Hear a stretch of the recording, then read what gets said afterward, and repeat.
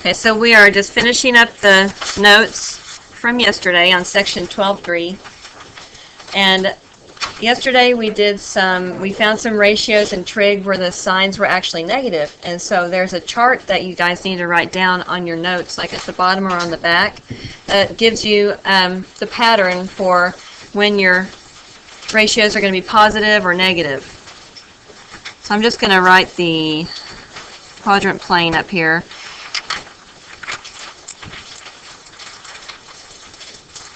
Your sine and your cosecant will both either be positive or negative depending on what quadrant it is in. Okay, so your first quadrant, your sine and cosecant are both going to be positive. Same thing for cosine and secant because they're related to each other. They're both going to be positive in that first quadrant. And your tangent and cotangent will both be positive. Okay, so for your second quadrant, sine and cosecant are positive. Cosine and secant become negative in that second quadrant. And tan and cotan become negative in that second quadrant. So this is if you have the terminating side in that quadrant. Okay, so on quadrant 3,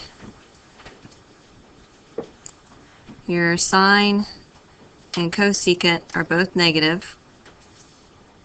Cosine and secant are negative. Tan and cotan are positive.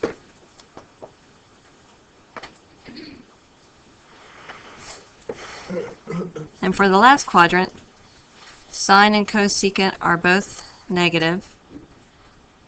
Cosine and secant are positive, and tan and cotan are both negative.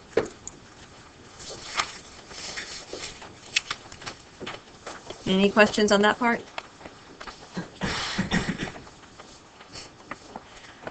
All right, so in trig you have those special right triangles, 30, 60, 90, and 45, 45.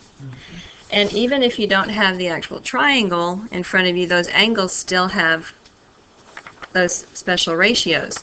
So next year, they're going to be telling you need to memorize the ratios for these certain angles. So I'm going to show you how to make a chart to help you remember what the ratio should be so you don't have to just out and out memorize them. Okay? So we're going to set it up just for the sine. And after we get the sine ratios, then we're going to go back and get cosine and tangent, and we'll work it from that. So the way that you want to set it up, the angles that you're going to use are 0, 30, 45, 60, and 90. So you have to have those 5 angles listed, or else it won't work.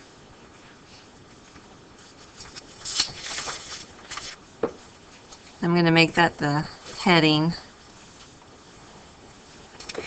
So from this first angle measurement, 0 degrees, I'm just going to count. I'm going to start with 0 for 0. Okay, so I'm going to just write 0, 1, 2, 3, and 4.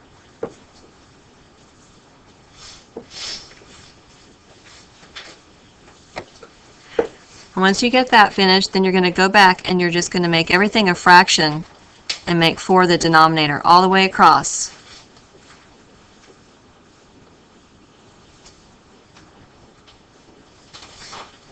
The next step will be to find the square root of each ratio.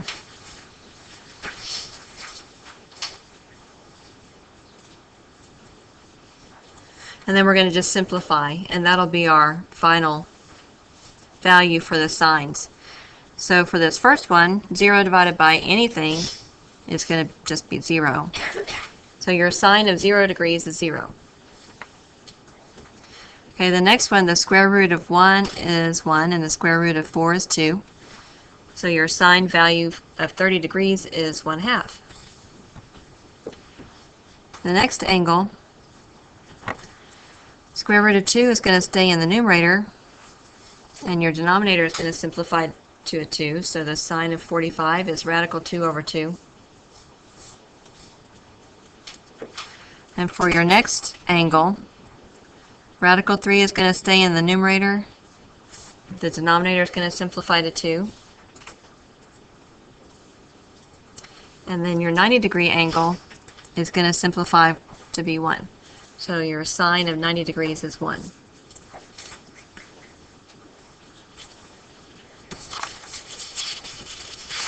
Now from yesterday, that first chart that we made, trig functions of general angles, we wrote down that sine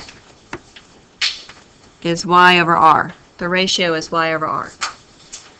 So all the numerators represent the y, all the denominators represent the r. For cosine, the ratio is x over r. And for these special angles, the cosine is the same thing except it's in reverse order. So your cosine of 0 degrees is going to be 1. Your cosine of 30 degrees is going to be radical 3 over 2. Cosine of 44 is radical 2 over 2. Cosine of 60 is a half. And cosine of 90 is 0.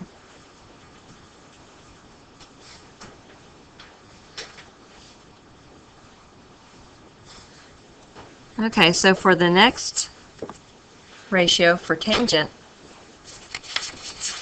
we came up with y over x for the ratio. So I can get that from the numerator in sine and put it over the numerator of cosine.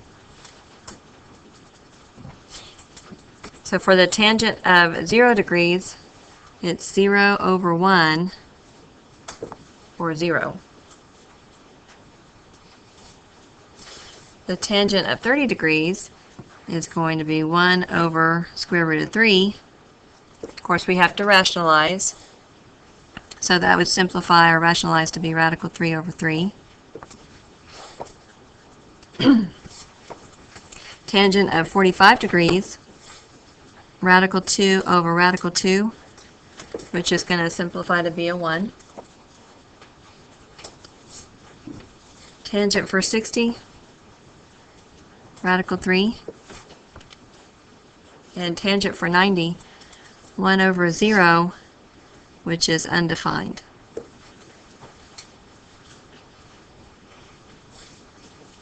So then from your sine, cosine, and tangent, you can get your cosecant, secant, and cotangent by just flipping those ratios over. Okay, any questions? So I hope you find that helpful for next year when you're trying to remember all of those ratios. So let's look at number 4. It says find the exact value of each trig function. And part A is cosine 135. So the first thing we need to do is figure out what quadrant that angle terminates in. So I'm going to draw my quadrants up here. And 135 is going to wind up being between 90 and 180. So it's going to terminate in that second quadrant.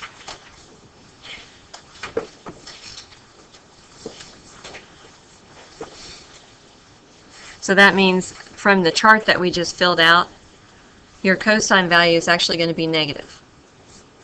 So I'm going to set it up with negative cosine. But before I can find that, I've got to get the reference angle. So since this angle terminates in the second quadrant, to get the reference, and this is from yesterday, I'm going to take 180 minus your angle.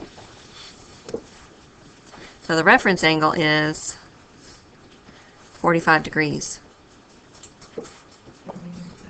Yeah. And from the chart that we just filled out, cosine of 45 is radical 2 over 2. So your answer is going to be negative radical 2 over 2.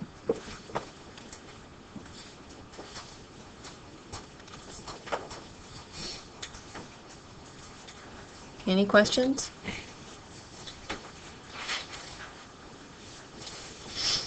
So remember, if they give you a negative angle to find the cosine or whatever for, you need to get a positive angle that's coterminal. So you'll have to add 360 to it and then find that reference angle if you need to.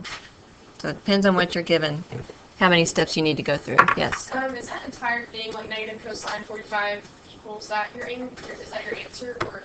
That's what's going to be checked, just the ratio. Anything else? Okay, let's look at number B. Number B. Tangent for 5 pi over 6 is what we're going to find.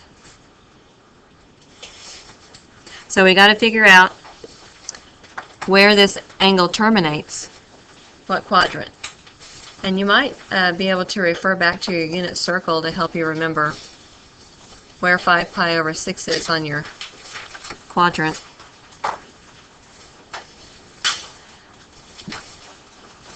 I think it should be over in this, yeah, the second quadrant, okay? So there's your angle. Since they're giving you the angle in radians, you want to find the radian reference angle. So for this one, I'm going to take pi, which is equal to 180 degrees, and subtract the 5 pi over 6. So I need to have the same denominator. Multiply top and bottom by 6. So your reference angle is going to be pi over 6.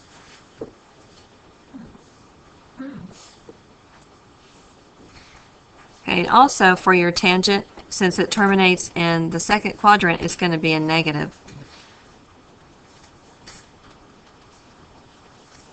Pi over 6 as a degree is 30, right? 180 over pi. Okay, so you can look at your chart for tangent of 30 degrees. And you have negative radical 3 over 3.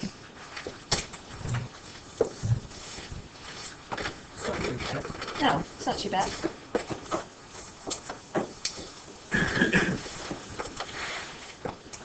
Any questions? Okay, let's look at the last one. Example 5. Alex opens her portable DVD player so that it forms a 125-degree angle. The screen is 5.5 inches long. Draw the diagram so that the angle is in standard position on the coordinate plane.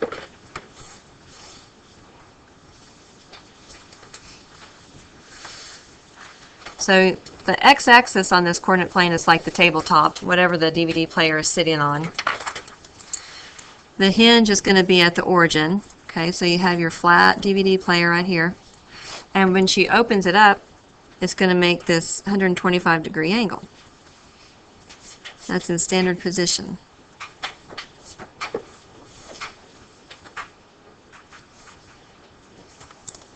So that's part A. Part B says find the reference angle and then draw or write the trig function that can be used to find the distance to the wall X that she can place the DVD player. That way the TV screen won't hit the wall is what it's trying to figure out. So your reference angle is going to be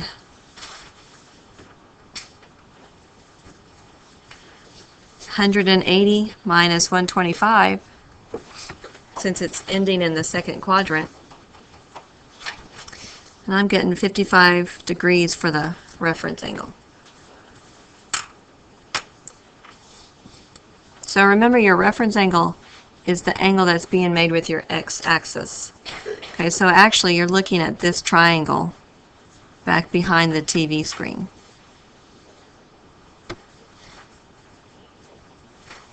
And your x is on the x-axis, y is parallel to the y-axis. So this is 55, I forgot to put that down. and your TV screen is 5.5 inches. That works out to actually be the hypotenuse. So what kind of trig ratio would we use to solve for, yeah, the cosine? We want to solve for the distance from the wall to the DVD player. I'm going to have cosine 55 equals adjacent leg over the hypotenuse. And then on part C it says use the function to find the distance. So I'm going to get the cosine times 5.5, and that's going to give me x. What are you guys getting? 3.1546704. Okay, so to the nearest tenth is about 3.2, and you want to make sure and put the units on there when it gives you units of measure. Include that in your answer.